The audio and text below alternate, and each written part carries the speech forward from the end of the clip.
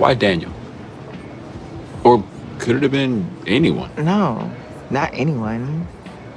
And I don't know if that's better, but it wasn't like that. Then why him? Hey guys, and welcome to Little Black Book. You know what time it is.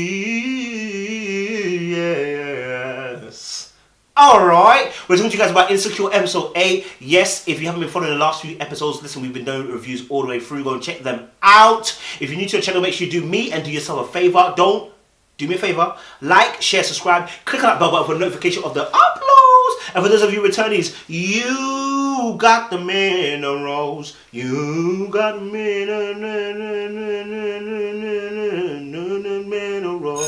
Alright, cool. So, talking about Insecure. So, it's mad.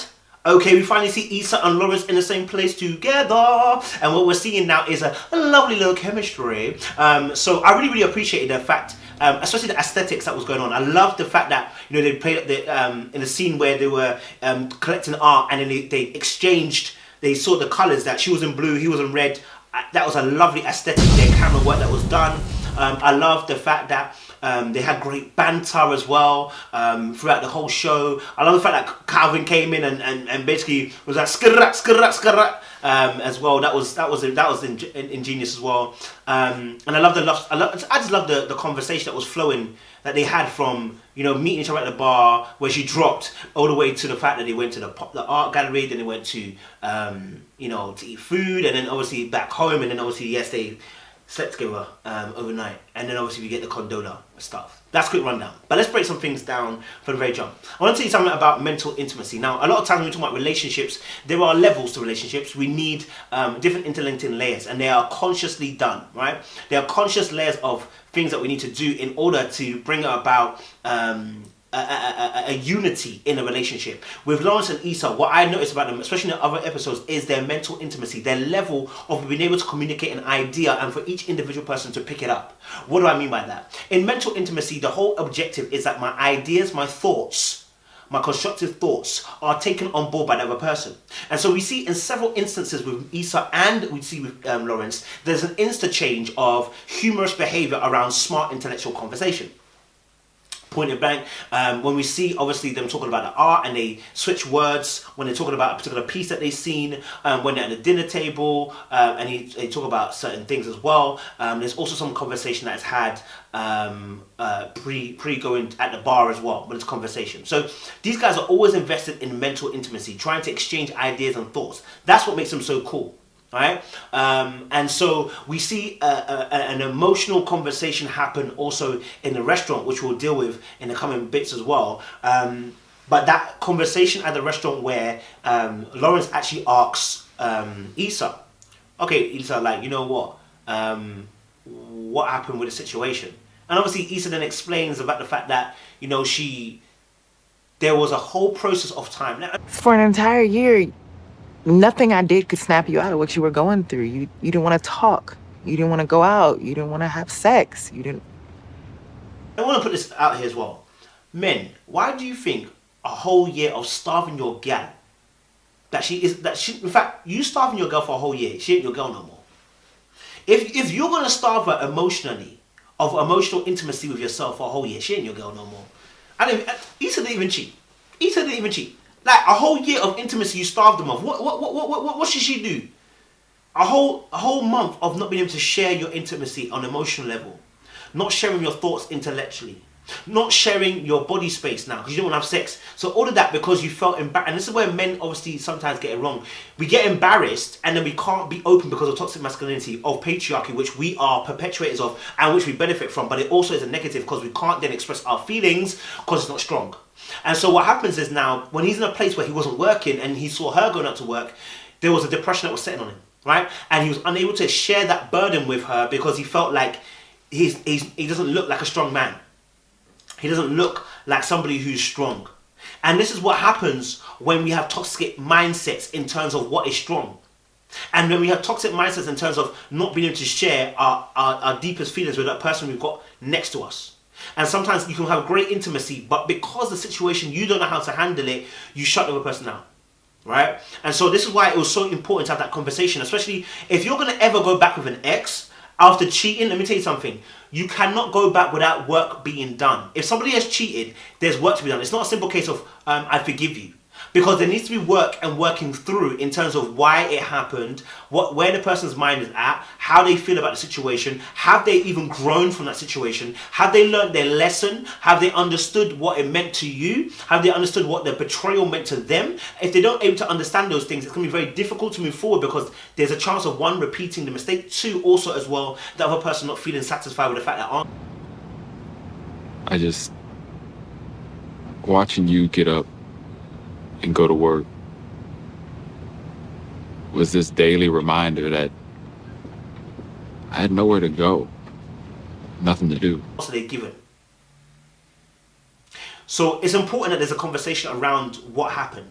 So when obviously Lawrence asked her, yo, Issa, what happened? And she explains, it makes it all the clearer now.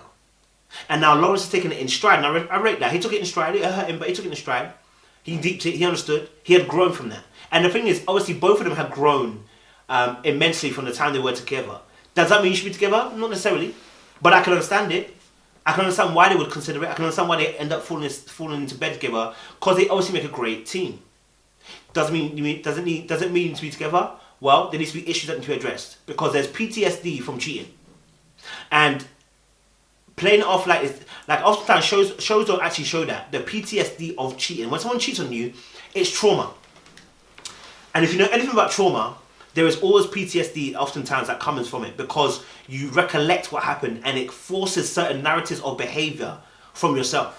So if you've been cheated on, you can become very secluded, you can be very guarded with your thoughts in your heart, you can become very suspicious of their behavior, and you're always questioning everything, right? And so these are things that need to be discussed before one gets back into a relationship again. That's why sex happening before the time, it can cause them very much issues because people are not working out issues that need to work out. They ain't spoken about what they need to speak about, and now they're just going to go well past the wound and just carry on like nothing happened. But you're still bleeding. You need to attend to the wound. You feel me? Or there's an infection's going to settle in and it's going to happen again. So that was very, very important. I love the fact that, you know what, they have good banter, man. You know, they had banter. That's what I said. Their banter is mental as well as intellectual. They were bantering when they were walking through the art gallery, when they started walking through the art scene, and they were talking about the situation here. And there was a part where when Lawrence made a joke about Calvin meeting him, and he walked away and said, "I've got to go." And then he joked. He stood at the far end of the far end of the road and said, "Skrrr," and and then came back. Those kind of things, little moments like that were funny. The joke about on the table where he said about what drink do you want, and she said, "As long as it's cheap." You know what I mean? Like again, that joke and that banter. And I love the fact that there's this unity in terms of knowing each other. This is why it's important to spend time with each other, getting to know each other and know what they want. When you get to know each other and what they want, what you tend to do then is begin to build a foundation for being one. And it's something I'm learning myself. I'm really trying to grow in the intimacy and intimate behavior. I know what intimacy is, but there's levels to it. I don't want to keep growing on it. So when you see obviously them at the beginning, he says, "Oh, what you're looking for? What's that? I don't know what drink it was, but he said you're looking for this particular drink." And then she said, obviously, no, she's not looking for that drink because she's changed. Like she wants it with vodka now. And what that showed us is that there was a knowing. There was a type of understanding you, but we've grown. And that's very important, but there's also, that shows us that he knows her in some shape or form, or knew her in some shape or form. When they leave, it's interesting because obviously then he grabs this like an Uber thing, whatever, and she's like, "Oh, okay," and he was like, "Yeah, gotta change and do new things," right? Again, he did that now to kind of show her again that he's changed, because she was saying that obviously she's changed, she's grown. And in fact, but even before that, he mentioned to her saying she doesn't ask about what he's doing in California or whatever. He volunteers the information. Because why? He wants to show her, "Hey, I've grown, I've changed, I've moved.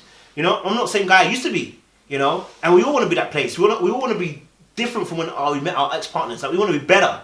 You know what I'm saying? So we can say either we can say deuces with passion, or we can say, "Look, you know what it is. It's nothing big, you know what I mean?" Like, but really inside you're like, "Gotcha!" You know what I mean? So, yeah, I get it. Why he mentioned the whole job situation and moving to California, the California thing and stuff like that. He wants to show that he's increased, he's grown. And the change, obviously, the fact that he's no longer going to be having his own business. He knows that he's now coming to a knowing of himself. I know that I like working with teams. You know that, and she was like, oh, okay, I thought you always wanted to, boom, shows you growth. He's changed. Something's different. Do you know what I mean? All of that is showing a growth from both of them. And this whole episode was about growth. It was funny as well in the cab, because in the cab, when he mentioned about the ring, her face dropped. So, can I ask you a question? Yeah. You didn't really buy a ring, did you? This is also mentioned in the restaurant scene where he mentioned, obviously, you know, did you not know I got the ring or whatever? And no, she asked him, did you really get the ring? And he said, yeah, well, you know, I got a ring. Obviously, like, and you can see her face was sad and she's like, why didn't you say something? Da, da, da. But the truth of the matter is, if he had, this would have been a toxic situation in the marriage, you know, and it needed them to have time apart, right? Because they weren't good for each other. They weren't aiding each other. They weren't growing each other. They weren't developing each other. They weren't moving. You know what I mean?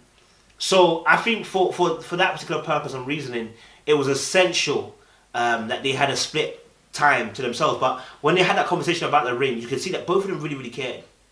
And Issa obviously saw that she made a mistake, yeah, big time. Because regardless of anything, whether she was for a year or not, she could have left that relationship, but she cheated. And oftentimes cheating is to do with desire, wanting to feel desired, wanting to feel wanted, wanting to feel sexy, wanting to feel some type of way. And it's not often to do with the other partner. Sometimes it's just a selfish desire of the individual. But in this case, I mean, a whole year of neglect, my nigga, come on, Lawrence. Come on, Lawrence. You can't do that. You can't do that. You know, when obviously, I love the fact that obviously when they went back to the cribbo, when they went back to the house and stuff, it was interesting because when they went back to the house, they had a discussion briefly. He said, in a car, he said, let me show you the house, right? And that was almost like a tempting offer that it's going somewhere, but it didn't at first. Then obviously, you know, he's proudly showing her the house again. Again, it's showing the growth. I'm no longer that boy that you know. I'm no longer that Peter Pan that you thought I was.